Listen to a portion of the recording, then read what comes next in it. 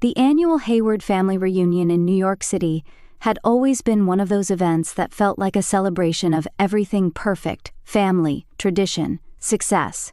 But this year, something felt different. As I stood by the grand ballroom's floor-to-ceiling windows, gently rocking my 3-month-old daughter Emma in my arms, I couldn't shake the growing unease gnawing at me. Across the room, my husband, Matthew, was rehearsing his speech for the family's prestigious Legacy Award. His voice, steady and confident, carried across the room as he practiced each line. The irony was not lost on me. Here he was, being celebrated for his unwavering commitment to family values, while I sat there, knowing all too well the dark secrets that lay just beneath the surface. Secrets I had discovered earlier that morning, on his phone. I had always believed we were the perfect couple. At 30, I had it all: a loving husband, a beautiful daughter, a place in a family that was the epitome of power and respect. Matthew was the golden boy, the one who had risen through the ranks of Hayward Enterprises, following in his father's footsteps.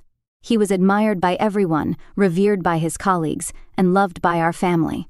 But that morning, everything I thought I knew about our life together had been shattered. His phone had buzzed while we were eating breakfast. I had never been the type to snoop, but when I saw the preview of the message, I couldn't help but glance. "I miss you already. Last night was amazing," it read.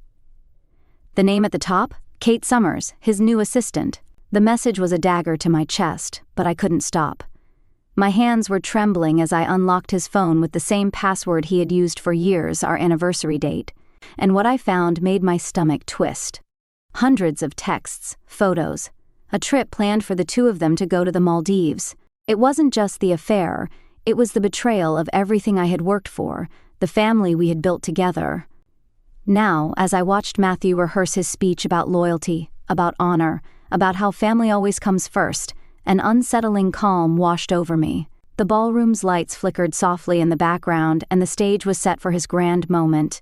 The hotel's AV system was already connected and primed for the ceremony, with the projector screen awaiting his words of wisdom. "Everything set for the speech, dear?"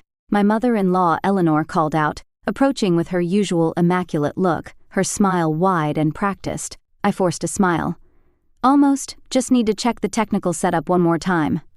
"You're always so thorough," she replied, beaming at me. "We're so lucky to have you in the family." Lucky, I thought.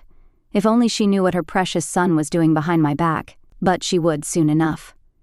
As I glanced at Matthew's phone, I saw the notification for another message from Kate, right on cue. She was probably waiting for their usual morning call. "I'll just step outside for a moment," I said, gently placing Emma in Eleanor's arms. "Need to double-check the presentation setup." The hotel conference room buzzed with activity as extended family members trickled in, taking their seats. Matthew's younger sister, Claire, was adjusting the floral arrangements on the podium, while his father, David, the CEO of Hayward Enterprises, was meticulously reviewing his introduction speech. The irony of it all wasn't lost on me. Here they were, preparing to celebrate Matthew's unwavering integrity, completely oblivious to the truth. I walked toward the AV control panel, my mind focused. I glanced back at Eleanor, still holding Emma, and then I turned my attention to the technician standing by the setup. "Just making sure everything's in order," I said, flashing him a polite smile as I looked over the connections. My background in tech made it easy to spot the problem areas, and everything was ready for any incoming video calls to pop up on the main screen. Matthew's phone buzzed again in my hand. Another message from Kate. "You looked so good last night, baby. Can't wait to see you again this evening." I met Matthew's gaze as he stood across the room, chatting with distant relatives. That charming smile. The one I had fallen in love with. He had no idea that the life he had so carefully constructed was about to crumble. "You good to go, darling?" David's deep voice boomed across the room. His tone, as always, was calm and authoritative. "Almost," I replied, keeping my voice even. Just waiting for Matthew's phone to connect for the slideshow. Matthew walked over, smoothing his tie. He handed me his phone without even thinking. "Here you go, babe. You're always so good with the tech stuff."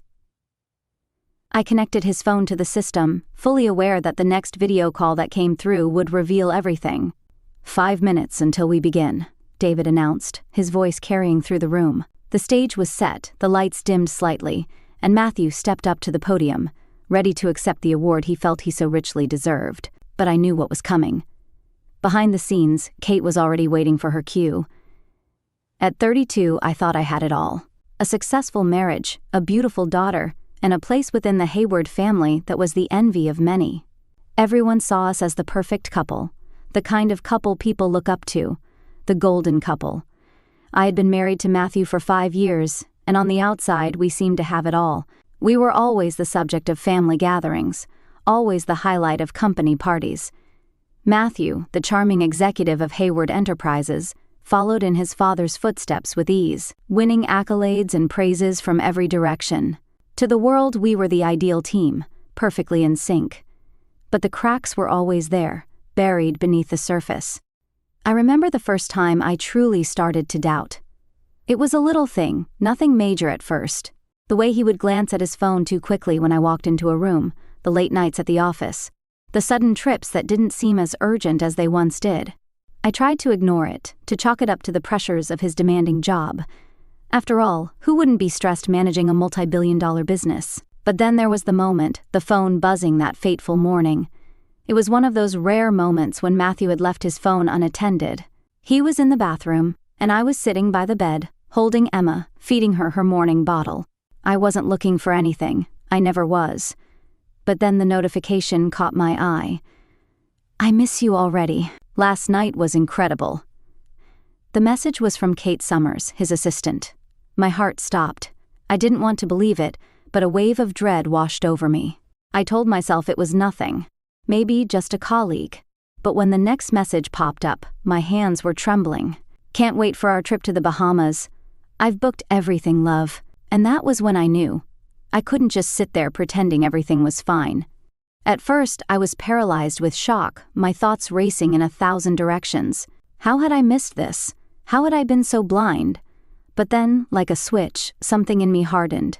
This was my family, my life, and no one was going to take it from me without a fight. I needed the truth, and I needed it now. That's when I did it. I unlocked Matthew's phone. It wasn't difficult. His password was still set to our wedding date, a combination he hadn't changed since the day we got married. As I scrolled through the hundreds of messages, photos, and plans for their secret getaway, I felt something shift inside me. It wasn't just betrayal anymore. It was a violation. Matthew wasn't just cheating on me, he was plotting behind my back, setting up a future with Kate, and to make matters worse, he was planning to use his family's business connections to build a competing company. It was a staggering betrayal on every level, and as the day wore on, I couldn't shake the realization that everything I had believed about our life together was a lie. The person I thought I knew, the man I had married, was no longer the same person. And yet, as I sat in that conference room, watching him rehearse his speech for the Legacy Award, the calm I felt was almost unnerving. But before I share what happened next, the moment that left an entire room of journalists in stunned silence, I want to connect with you, my amazing viewers. Where are you watching from? Drop your country's flag in the comments below. And if you've ever had to fight for something you believe in, hit that like button, because this story is just getting started. Now, as I looked at Matthew, preparing for his speech about family values and loyalty, all I could feel was a creeping sense of dread. There was no turning back now.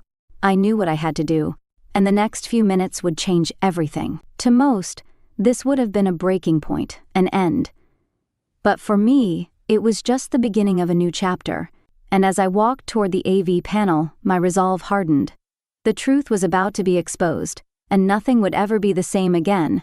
I could feel the tension in the pit of my stomach as I walked across the room, each step leading me closer to the moment that would change everything.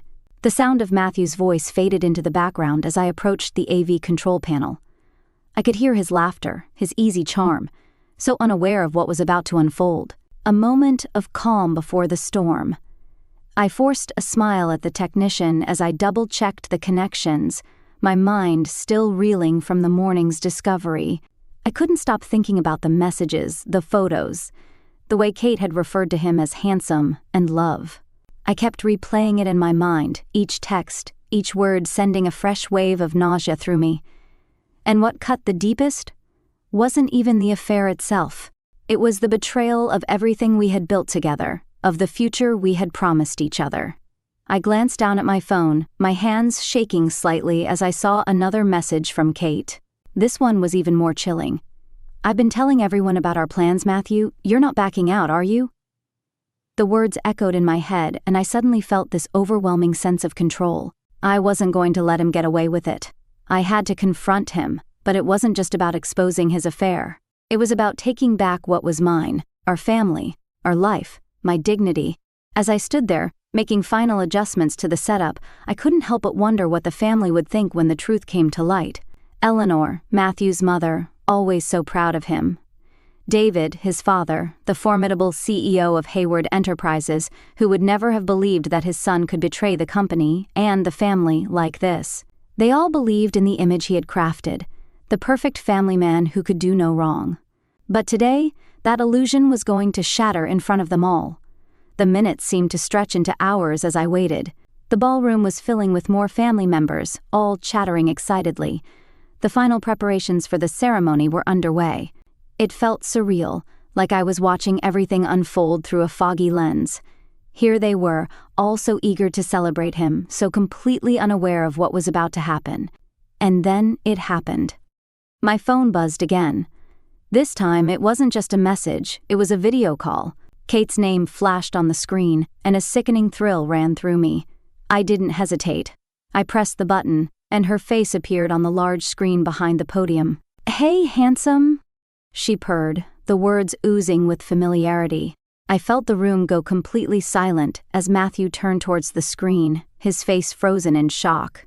Kate didn't seem to notice at first. She continued, "Missing you already. That quick meeting this morning wasn't nearly enough. I can't wait to see you tonight."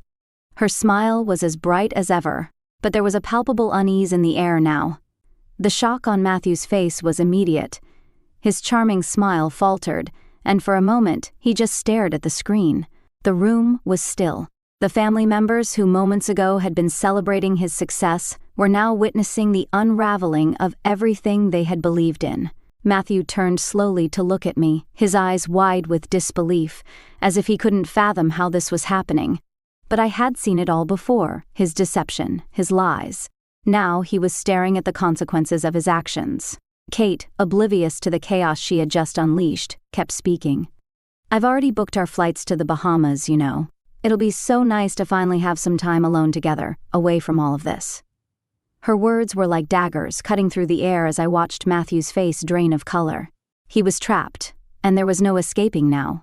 "Kate," he finally stammered. But the words died in his throat as he realized the enormity of what was happening. His family, the people he had worked so hard to impress, were all witnessing his downfall. The betrayal was no longer a secret, it was out in the open, and there was no going back. I didn't need to say a word. The evidence was right there, flashing on the screen for everyone to see. And when Kate's voice echoed in the silence, saying, "Your wife is obviously too busy with the baby to notice anything, right?"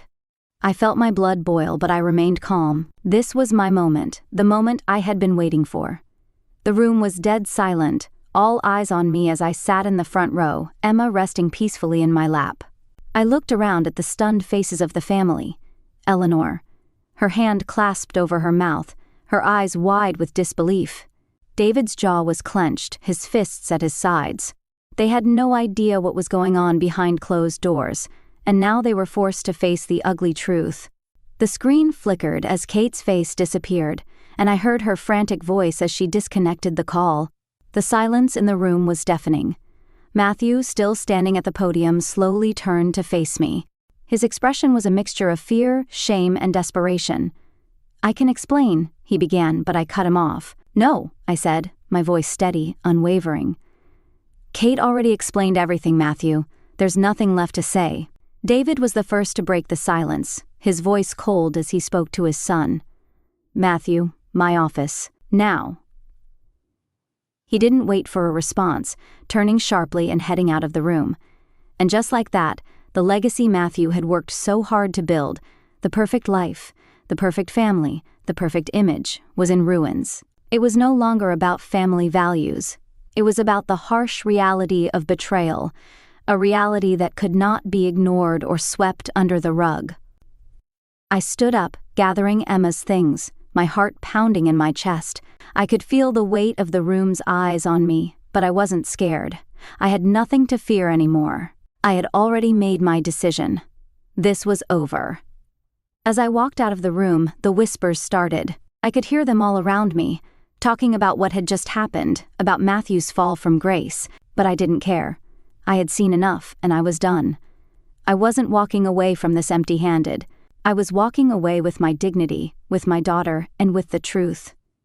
I would make sure the world knew what kind of man Matthew really was, and nothing, not even his charm, could ever change that. As I walked out of the ballroom, the weight of the moment still hung heavily in the air. I could hear the whispers behind me, the gasps, the stunned silence that followed the chaos. But I didn't look back. I had already made up my mind. This was the beginning of something new for me. A fresh start, no more secrets, no more lies. I could feel the tension build inside me, but it wasn't fear or uncertainty that pulsed through my veins. It was the quiet strength that had been buried deep inside me all these years, waiting to rise to the surface. I moved quickly down the hall, my steps steady and purposeful. The last thing I wanted was to give Matthew the chance to try and explain himself, to smooth things over with words that had never meant anything to me. No, this wasn't going to be swept under the rug. Not this time. I had waited too long for this moment, the moment when the truth would be exposed for all to see. As I reached the elevator, I felt a hand on my arm. I turned to see Eleanor, her face pale, her eyes wide with shock. "Sarah, please, you can't just walk away like this," she pleaded, her voice quivering. I pulled my arm free gently, the fire within me burning brighter. "I can and I will, Eleanor. What I just saw was enough to show me everything I needed to know. Your son is a liar, and he's betrayed all of us. Not just me, not just our family. He's betrayed everything this company stands for." Her expression faltered, the pride in her eyes replaced with a flicker of doubt. "You don't understand. Matthew. He's always been our golden boy. He's worked so hard for Titus." "No, Eleanor," I interrupted, my voice firm. "You've been blinded by his charm. He's been playing you all along." I could see the struggle in her eyes. She wanted to believe in him. She wanted to protect her son. But there was nothing left to protect.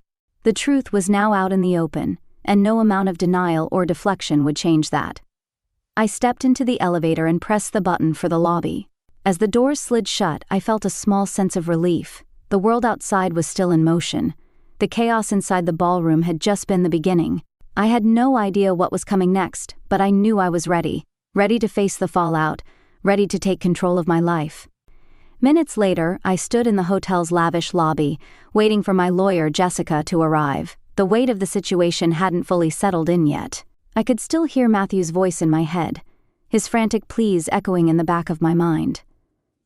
But there was no going back now. I had taken the first step, and there was no turning around. The sound of heels clicking on marble floors broke through my thoughts. I turned to see Jessica approaching, her face serious, her expression unreadable.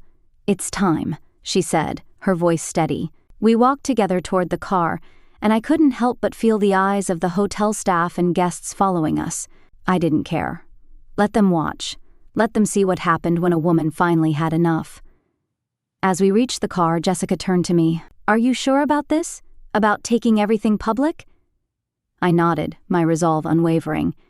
"It's not just about me anymore. It's about what he did to us. The lies, the deceit. The whole world needs to know who Matthew really is." The drive to the law office was quiet, but the tension between us was thick. Jessica was preparing the next steps, the legal strategy, but my mind was already racing ahead. I knew this was just the beginning. The hardest part would come next. When the public learned the truth, when the world saw what Matthew had done, it would all come crashing down, and I would be right there, standing tall, watching it all unravel. When we arrived, Jessica led me into her office, and we sat down to begin the process. "This is it," she said. "We're going after everything. Custody, alimony, everything." The weight of those words hit me like a wave. My life was about to change in ways I hadn't anticipated. But as I sat there, listening to Jessica outline the legal steps, I felt something shift inside me. It was no longer about revenge. It was about making sure Emma and I had a future, one free from the chains of betrayal and lies. As Jessica finalized the paperwork, I found myself thinking about Matthew, how he would react, what he would say when he realized that his carefully constructed world had come crashing down. And for the first time, I didn't feel the need to care. His lies no longer had any power over me. I had taken back control. Later that afternoon, the call came. The media had already caught wind of the scandal. Matthew's affair, his plans to steal from the family business. Everything was starting to unravel in real time. I sat back in the chair, my heart racing as the weight of it all settled in. I had done it. The truth was out, and there was no going back. But as I looked out the window at the sprawling city below, I realized something. This was my moment, the moment I would rebuild. No more pretending, no more living in a shadow. I would show the world that I wasn't defined by Matthew's mistakes, and as the night stretched on, I couldn't help but smile, knowing that the battle had just begun. The confrontation was over, but the climax was yet to come, and I was ready to face it, ready to walk forward into the unknown, stronger than I had ever been. The next few days felt like a blur. I moved into a new apartment, a quiet place where Emma could sleep soundly without the chaos of betrayal hanging over us. The world outside seemed to spin on as usual, but inside, everything had changed. I barely slept, my mind racing through the decisions I had to make. My lawyer, Jessica, kept me updated on the unfolding situation. Matthew's frantic calls, the media coverage, and the mounting legal pressures. He was scrambling, trying to salvage what little he had left, but it was too late. The truth had been laid bare for everyone to see, and there was no going back. Every call from Matthew was a reminder of how far he had fallen, how quickly he had lost everything. I didn't take any of his calls. I couldn't stomach his pleas, his pathetic attempts to justify his actions. The man I had once loved, the man who had promised me a life of trust and loyalty, had become a stranger, a man consumed by his own deceit. And then came the legal papers, the divorce papers, the custody papers. I signed them all without hesitation. I didn't need a second thought. I knew what I had to do. Matthew had built his life on lies, and now I was going to build mine on the truth. He had taken away our future, but I was going to take it back for Emma and me. The days stretched on, and the media frenzy didn't die down. The fallout from the scandal was everywhere: newspapers, TV reports, social media. Headlines screamed about the Hayward family betrayal, corporate espionage, and the affair that had rocked one of the wealthiest families in the city. But all I could think about was Emma, her small face, her innocence. I wanted to protect her from the ugliness of it all, to shield her from the fallout of a broken family. But I knew the truth was something she would have to face eventually. The calls from Matthew kept coming, but now they were different. Now he wasn't just pleading for forgiveness. Now he was trying to negotiate. He wanted to make things right, he said. He wanted to fight for custody, for his share of the business, for a chance to fix everything. But it was too late. The moment he betrayed me, he forfeited his right to that. The damage was done. I had already moved on from him. The more I thought about it, the clearer it became. I had spent so many years trying to make our marriage work, trying to keep the peace, trying to be everything he wanted me to be. But now I saw it for what it was, a facade, a house built on lies and deceit. I couldn't keep pretending. I couldn't keep living in a world where I had to watch my every step, constantly worried about what he was hiding, constantly wondering if he was telling me the truth. I had to let go. The hardest part wasn't signing the divorce papers. It wasn't telling Matthew that I wanted full custody of Emma. It was realizing that the person I had trusted more than anyone else had never truly been trustworthy. I had given him everything, my heart, my life, and he had thrown it all away for a fleeting affair and an ill-conceived plot to betray his own family. But it wasn't just about him anymore. It was about me. It was about taking control of my life, taking responsibility for my future, and building something that would last. As the days passed, I began to feel a strange sense of peace settle over me. I wasn't looking over my shoulder anymore. I wasn't waiting for the next shoe to drop. I had made my choice, and now I was moving forward. I knew it wouldn't be easy. There would be challenges. There would be obstacles. But for the first time in a long time, I felt strong. Stronger than I had ever been before. I focused on Emma, on her future. I knew that I was doing the right thing, not just for me, but for her. She deserved to grow up in a world where honesty and integrity mattered, where she could see her mother stand tall and proud in the face of adversity, and I would give her that. It was time to move on, to let go of the past and focus on the future. And as I stood in front of the window, watching the sun set over the city, I realized that sometimes the only way to move forward is to leave everything behind and start anew. I had lost so much, but in that loss, I had found something far greater: freedom. Freedom to be who I was meant to be. Freedom to create a future that was mine to shape, without the weight of someone else's mistakes holding me back. This was my life now, and I was ready to embrace it. The days after the fallout were a blur, but they were also the beginning of something new. It felt strange at first to wake up each morning in a new space, one that was entirely my own. Emma had adjusted quickly, finding comfort in the rhythm of our new routine, and it was her laughter, her little hands reaching out for me, that grounded me in the midst of all the chaos.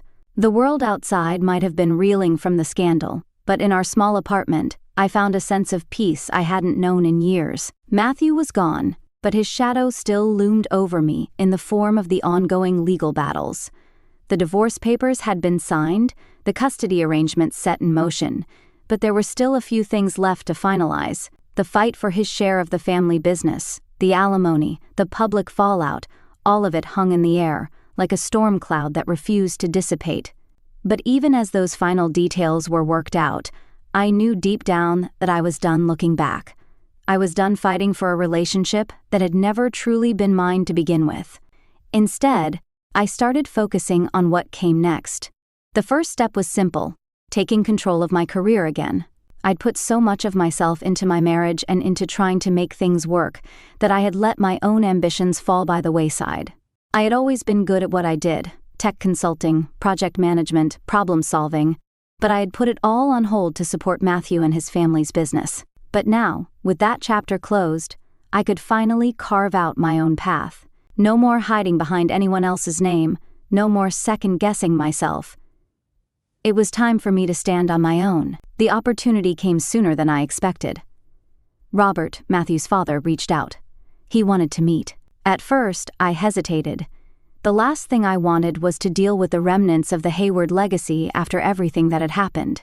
But when Robert told me that he had been impressed with my work in the past, how I had helped modernize Patterson Industries' tech systems, how I had always been the one to bring fresh ideas to the table, I realized this could be the chance I'd been waiting for. The chance to step up and show the world what I could do. That meeting changed everything. Robert, ever the pragmatic businessman, didn't mince words. "We need someone with your expertise, Shannon," he said, his voice steady. "Our company needs to rebuild, and I believe you can lead us in that direction." The offer was straightforward: a position as Chief Technology Officer for the company. It was everything I had ever wanted, and more. It was the validation I needed, not from anyone else, but from myself. I had proven my worth, not only to Robert but to the world. It wasn't just the position that excited me. It was the chance to reshape the future, to take this company, which had been built on the backs of men like Matthew and his father, and turn it into something new, something that wasn't defined by old mistakes, but by innovation, by honesty, by a fresh vision. I knew I could do it. I had the skills, the experience, and now, the drive to make it happen. But even as I embraced this new challenge, I couldn't forget what had happened. Matthew's betrayal had changed me in ways I hadn't anticipated. It had made me realize how much I had compromised for the sake of someone else's dreams, and how little I had done for my own. But that was in the past now. I wasn't going to make the same mistake again. This was my chance to build something for myself, something that would stand the test of time. I wouldn't just be a footnote in someone else's story. I would be the author of my own. As I settled into my new role, the changes began to unfold quickly. The company was eager to embrace the future, to adapt to the digital age, and with my leadership, we began to implement new cybersecurity measures that would place us at the forefront of the industry. I brought in a team of brilliant young developers, innovative thinkers who were as committed to the company's growth as I was. Together, we launched initiatives that not only secured new clients, but also set us on a path toward expanding into international markets. The work was challenging, but it was invigorating. Every project, every breakthrough felt like a personal victory. I could see the change happening, not just in the company, but in myself. I had found my rhythm again, my confidence. I had stopped thinking about the past and had started looking forward to the future, one where I was in control. And then, something shifted in me. I realized that it wasn't just about the career anymore. It was about Emma, too. I wanted her to grow up in a world where she saw her mother as someone who had built something from nothing, someone who had taken a painful past and used it to fuel her future. I wanted her to understand that success didn't come from shortcuts or deceit, but from hard work, perseverance, and integrity. I wanted her to see that she could be whoever she wanted to be, no matter what anyone else said or did. And in that moment, I knew I was doing it. For both of us. As the months passed, I grew stronger. The business flourished, and so did I. The once distant dream of being a leader in my field was becoming a reality. The pain of the past didn't disappear, but it no longer controlled me. I had learned to use it as fuel, to turn it into something positive, something powerful. And in doing so, I had created a future that was mine, a future that no one could take away. I was no longer just Matthew's wife, no longer defined by his mistakes. I was Shannon Hayward, a woman who had rebuilt her life, her career, and her sense of self. And the best part? I was just getting started. The first few months at Hayward Enterprises felt like a whirlwind, but it was the kind of chaos I had longed for, one that was mine to control. The power to steer the company in a new direction was intoxicating, and with each new success, I felt a sense of vindication that I hadn't expected. I wasn't just rebuilding a business, I was rebuilding myself. And the company, once teetering on the edge of scandal and uncertainty, began to flourish under my leadership. I remember the first major project we launched after I stepped into the role of Chief Technology Officer. It was a complete overhaul of our cybersecurity division, an area that had been severely neglected for years. I knew that securing our business in the digital age wasn't just a matter of survival. It was a chance to redefine Hayward Enterprises as a leader in the tech sector. I pulled together a team of young, brilliant minds, people who were just as committed to the company's transformation as I was.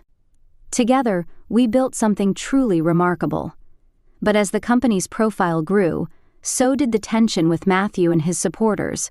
While I had no interest in lingering on the past, it was clear that the ghosts of his actions were far from gone.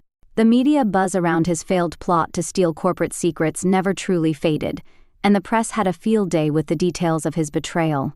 I couldn't escape it, but I wasn't trying to. It was the reality now. The story had already been written, and there was no erasing it. What hurt the most, though, was watching Matthew try to salvage his image. His legal battles were dragging on, with every new headline showcasing his failures. His business dealings, his affair, the shady dealings with Kate were becoming public knowledge, and it was a slow burn, the kind of burn that left scars that never healed. He had tried to take everything from me, and now he was paying the price. It wasn't just the affair that had cost him everything. It was his betrayal of the family, his greed, his arrogance. He thought he could take advantage of the trust his father had built and destroy the company from the inside. But in the end, it was his own downfall. And as the media painted him as the villain, I couldn't help but feel a sense of justice. I remember the day the news broke about Kate being arrested.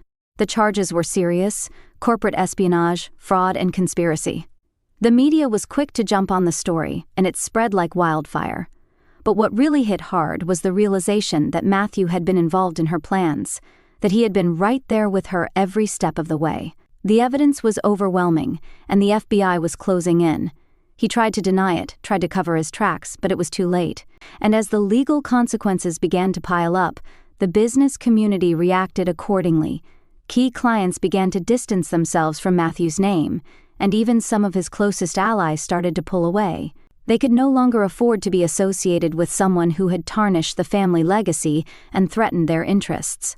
I couldn't help but watch it all unfold, a small part of me finding solace in the fact that he was paying for what he had done. But I wasn't about to let it consume me. No, my focus was on the future, on what I was building now, on the legacy that I was creating for myself and Emma. The company's newfound success was a testament to what could happen when integrity and hard work took center stage. With each new contract we secured, with each new client that came on board, I could feel the weight of the past lifting off my shoulders. And yet, with every triumph, a shadow remained. The shadow of what had happened, of what Matthew had done. But now, it wasn't my problem. It wasn't my burden to carry anymore. The real turning point came when the board officially voted to remove Matthew as a shareholder of Hayward Enterprises. It was a quiet affair, no headlines, no media frenzy. It was business, plain and simple. The board recognized that Matthew's actions were a breach of trust that couldn't be ignored. His shares were bought out at the minimum value, and he was out of the company, just like that. I remember sitting in that board meeting, watching the decision unfold. For a brief moment, I thought back to the years of sacrifice, to the times when I had stood by him, supporting him, believing in his potential. But that was the past. This was my future. And as the vote passed, I felt a weight lift off my shoulders. It wasn't revenge, it was just the right thing to do. The company could finally move forward, and so could I. But the true victory wasn't just in the company's success. It was in how I had found my own success. How I had managed to rebuild my life from the ashes of betrayal. There was no greater satisfaction than knowing that my hard work, my integrity, my ability to lead, was what had saved Hayward Enterprises, not Matthew's schemes, not his lies, not his manipulation. As the company expanded into new markets, as our cybersecurity division became a trusted name in the industry, I realized that I had finally found my place. I wasn't just a woman standing in the shadow of a man anymore. I was a leader in my own right, carving out a space for myself and for Emma. I had turned my pain into power, and that was something no one could take away from me. The world was watching now, not because of Matthew's failure, but because of my success. I had proven that sometimes the only way to truly rise above the ashes is to build something stronger, something better. And that's exactly what I was doing, one step at a time. 1 year had passed since everything had come crashing down, and yet, it felt like a lifetime. The wounds from the betrayal had long since healed, replaced by a sense of peace and purpose I had never known before. Emma was thriving, her laughter filling the new house we had moved into, a house that felt like home, a true home, built on trust, love, and a future that was now within my grasp. I had created something for us, something real and lasting, and I couldn't have been prouder of the life we were building together. The company, too, had grown stronger, more resilient. Under my leadership, Hayward Enterprises had not only recovered from the scandal, but had flourished in ways no one had expected. Our cybersecurity division was now a leader in the field, securing contracts with some of the largest corporations in the world. We had expanded into international markets, and with each new client we gained, I felt the weight of the past fall away a little more. The reputation I had fought so hard to rebuild was now one of integrity and success. But as I stood in my office, looking out over the city skyline, it wasn't the success of the company that mattered most.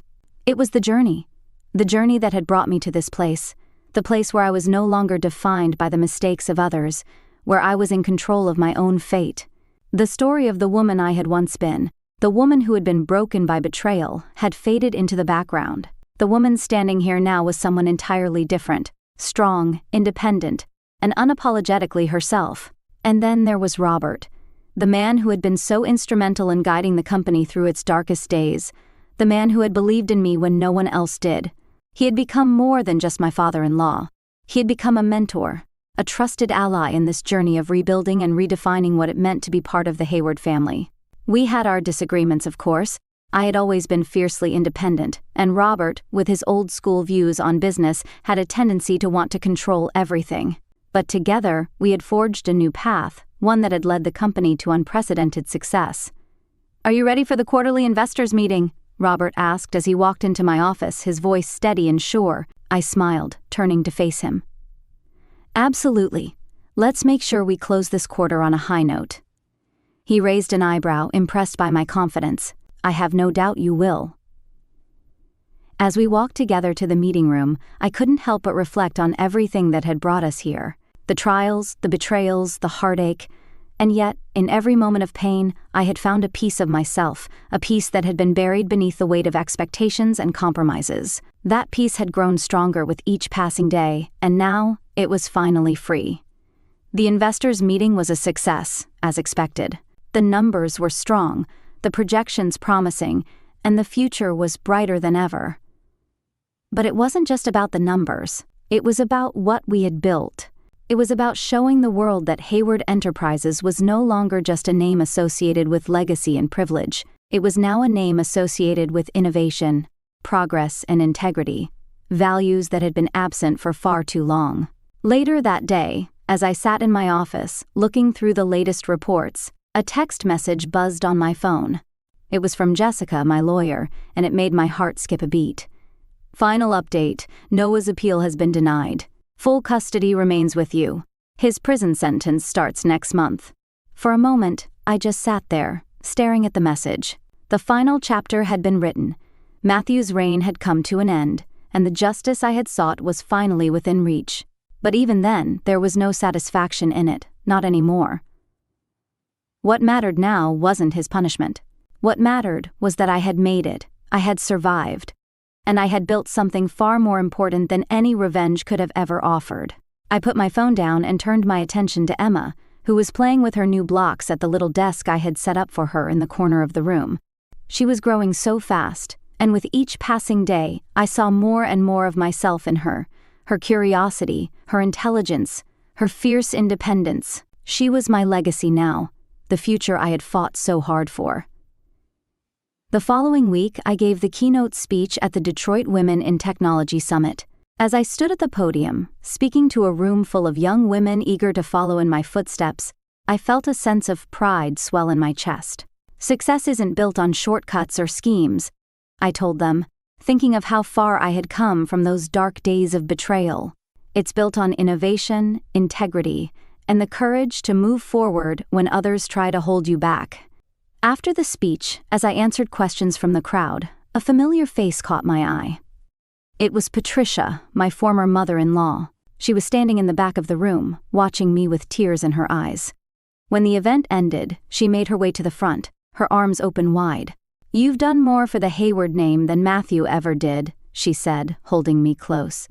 "You've turned everything around. You've made it mean something again." I smiled, feeling the weight of her words sink in. "Thank you, Patricia. I couldn't have done it without your support." Later that evening, as I picked up Emma from her grandmother's house and drove home to our new home in the historic district, I thought about how far I had come. The past year had been one of the most challenging of my life, but it had also been the most transformative. I had rebuilt my career, my life, and my family. I had taken the pieces of my broken past and turned them into something stronger, something better. Sometimes, life's biggest betrayals lead to its greatest opportunities. You just have to be strong enough to walk through the fire and wise enough to build something better from the ashes. And as I pulled into the driveway of our new home, Emma giggling in the back seat, I knew that the future was mine to shape. The best was yet to come.